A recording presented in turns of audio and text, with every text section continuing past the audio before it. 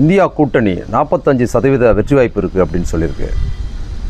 இது ஒன்றும் எனக்கு புதுசு இல்லை. நான் பல மாதமாக இல்லை, பல வருஷமாகவே அதை சொல்லிக்கிட்டு இருக்கிறேன். ஏன்னா நான் திமுக ஆதரவாக பேசுகிறேன் அப்படிங்கிறதுனால அது திமுகவுக்காக பேசுகிறான் அப்படின்னு சில பேர் புரிஞ்சிக்கலாம். நான் திமுக ஆதரவாளன் தான். திமுகவுக்கு வெற்றி வாய்ப்பு இல்லைன்னு சொன்னால் இதை விட உரத்து நான் சொல்லுவேன். வெற்றி வாய்ப்பு இல்லை, வெற்றி வாய்ப்புக்காக வேலை பார்க்கணுங்கிறத உரத்து சொல்லுவேன். ஆனால் திமுகக்கான வெற்றி வாய்ப்பு 45% இந்தியா டுடே சொல்லியிருக்குது. அதையும் தாண்டி இருக்குது அப்படிங்கிறத நான் ரொம்ப வருஷமாக சொல்கிறேன். இதில் குறிப்பாக இந்த 4.5 ஆண்டு ஆட்சியின் சாதனை விளைவாக இந்தியா கூட்டணிக்கு வெற்றி வாய்ப்பு இருக்குது, திமுக கூட்டணிக்கு வெற்றி வாய்ப்பு இருக்குது அப்படின்னு இந்தியா டுடே சொல்லுது. இதில் குறிப்பாக பார்த்தீங்கன்னா கூட்டணிங்கிற வார்த்தையை அது சேர்த்து சொல்லுது. ஆனால் அது சொல்கிற காரணங்கள் பார்த்திங்கன்னா திமுக ஆட்சிங்கிற தனியான சாதனைகள் தான் சொல்லுது. அப்போ தனியான சாதனைகள் பார்த்திங்கன்னா 4.5 ஆண்டுகளில் திமுக தனியாக சாதித்த விஷயம், அந்த ஆட்சியில் சாதித்த விஷயம் இருக்குல்ல, அதற்கான வெற்றி வாய்ப்பு குறிப்பாக பெண்களுக்கு கொண்டு வந்த திட்டம் பெண்களோட அவ்வளோ இணைப்பாக இருக்குது அப்படிங்கிறது நம்ம தொடர்ந்து பார்த்தது தான். இது என்னை பொறுத்த வரைக்கும் இந்த வெற்றிக்கான சோர்ஸ் இந்த 4.5 ஆண்டின் இறுதியில் வரல, இந்த ஆட்சியின் முதல் ஆண்டிலே அது துவங்கிருச்சு. அந்த முதல் ஆண்டிலே எப்படி அது துவங்கிச்சு அப்படின்னு பார்த்தீங்கன்னா, ஆட்சிக்கு வந்த புதுசில்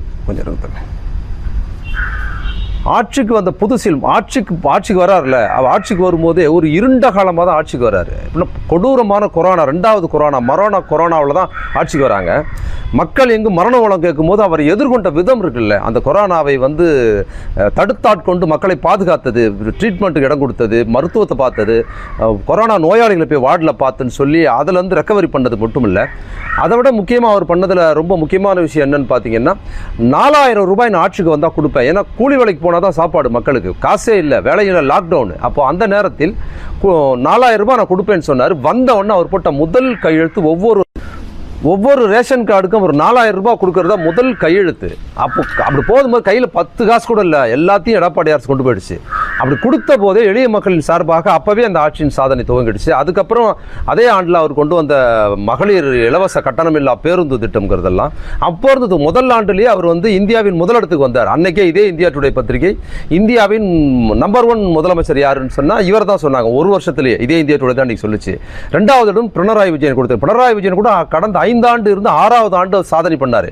ஆனால் கடந்த 10 ஆண்டு மோசமான அதிமுக ஆட்சியிலிருந்து ஓராண்டுக்குள் கொண்டு வந்து தமிழ்நாட்டில் நிப்பாட்டார். இந்த சிறப்பான திட்டங்கிறது ஓராண்டிலே வந்தது.